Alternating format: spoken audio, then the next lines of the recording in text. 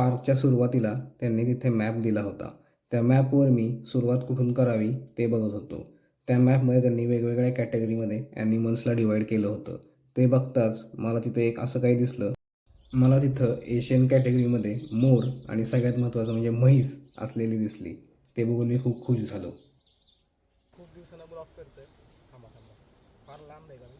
थांबा, जवळ येऊया आपण. मी आज आलो आहे फ्रायबर्गमधल्या नेचर पार्कमध्ये. या पार्कमध्ये खूप सारे प्राणी आहेत. ते प्राणी कुठले कुठले आहेत ते तुम्हाला दाखवतो. पहिलाच प्राणी जो आपल्याला दिसला आहे तो म्हणजे गाढव आहे. बघून घ्या.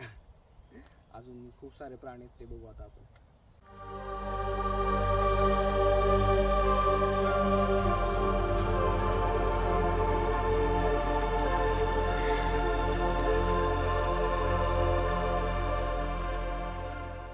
ऊन खूप जास्त आहे, त्यामुळे मला वाटते प्राणी जे आहेत ते सगळे त्यांच्या जे शेल्टर त्यांना बनवले त्यातच बसलेत. त्यामुळं प्राणी एवढे ॲक्टिव्ह दिसत नाही आहेत. त्यामुळं आपला ब्लॉग पण ॲक्टिव्ह होईल का नाही मला कळत नाही आहे. पण आता आलो आहे तर करूया शूट, बघूया.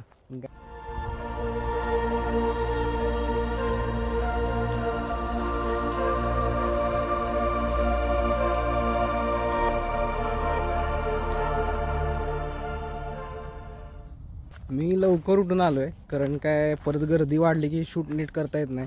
त्यामुळे म्हटलं लवकर जाऊया, आणि ऊन पण नंतर वाढतं. पण मी हे विसरून गेलेलो की प्राणी झोपलेले असतील. हे मग सगळं अवघड आहे. बघूया. हे फ्रायबर्गमधलं नेचर पार्क आहे, आणि याची खास गोष्ट अशी आहे की हे 24 तास उघडं असतं. हे फ्री ऑफ कॉस्ट आहे, आणि इथं तुम्हाला जगभरातले वेगवेगळे प्राणी बघायला भेटतात. आता एशियनमध्ये आपल्याकडे इथे पिकॉक म्हणजे मोर आपल्याला दिसणार आहे. त्यानंतर म्हैस आहे, त्याचं मला एक वेगळंच आकर्षण आहे.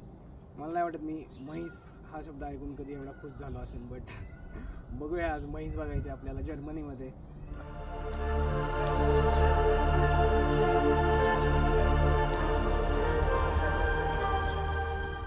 फायनली प्राणी उठलेत सगळे, हळूहळू बाहेर येत आहेत त्यांच्या शेल्टरमधनं.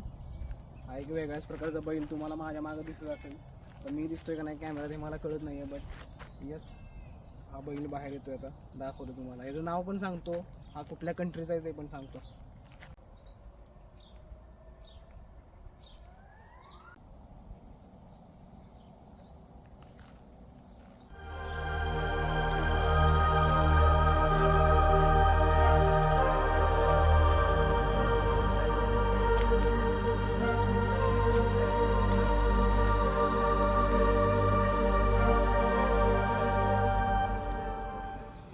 म्हशींसाठी मस्त इथं मागं गोठा आहे, आणि आपल्या म्हशी त्या टिपिकल म्हशी आहेत, त्या गोठ्यातच बसल्यात.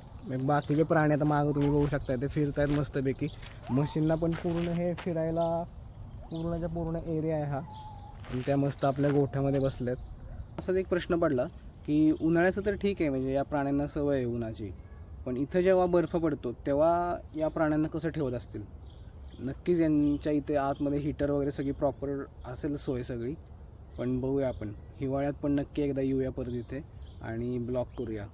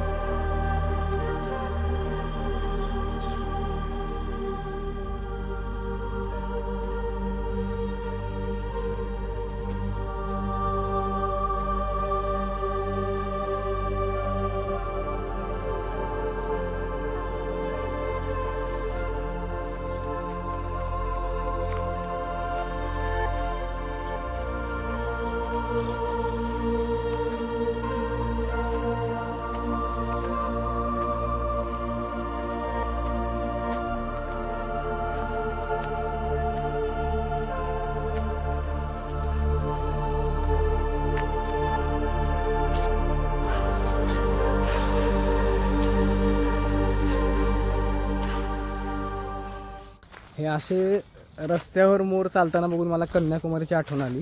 तिथं जे विवेकानंद केंद्र आहे तिथं पण खूप सारे मोर आहेत, आणि ते असे फ्रीली एकदम रस्त्यावर चालत असतात.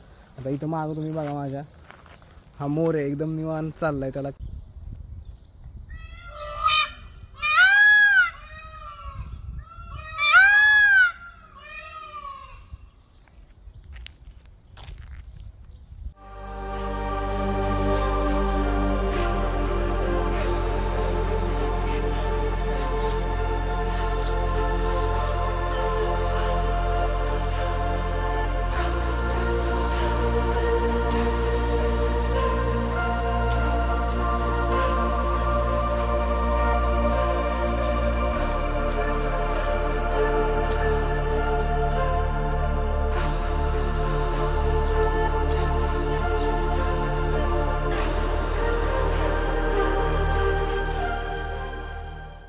इथं मागं एक आईस्क्रीम मिळतं. फार ऊन आहे त्यामुळे आता आईस्क्रीम खातो. पण आता मी फार लवकर आलो आहे त्यामुळं तेच दुकान जर बंद असेल आईस्क्रीमचं.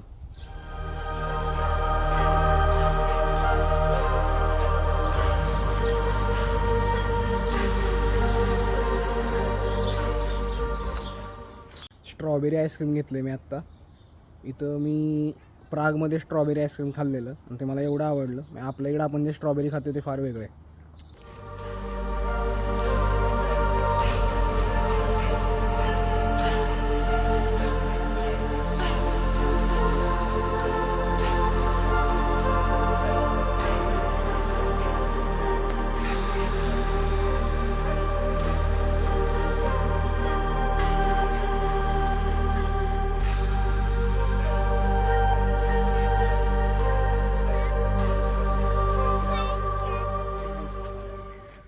इथे एक ॲक्वेरियम पण आहे. त्या ॲक्वेरियममध्ये त्यांनी आहेत मासे वेगवेगळ्या टाईपचे, ते तुम्हाला दाखवतो. आणि साप पण आहे तिथे एक, बहुतेक हरणटोळ असेल, मला माहीत नाही तो एक्झॅक्टली कुठला आहे, बट हिरवा आहे, तो दाखवतो तुम्हाला.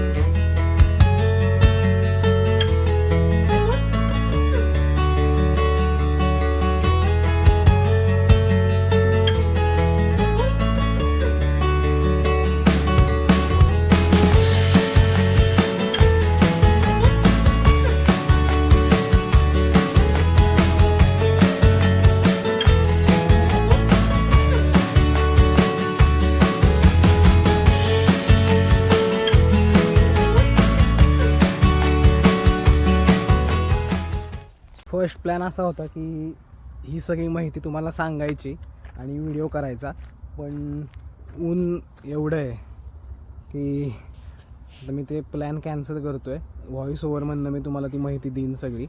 आणि व्हिडिओ तर घेतलेत मी खूप, पण ऊन खूप वाढत चाललं आहे त्यामुळे आता मी छोटा करतो व्हिडिओ.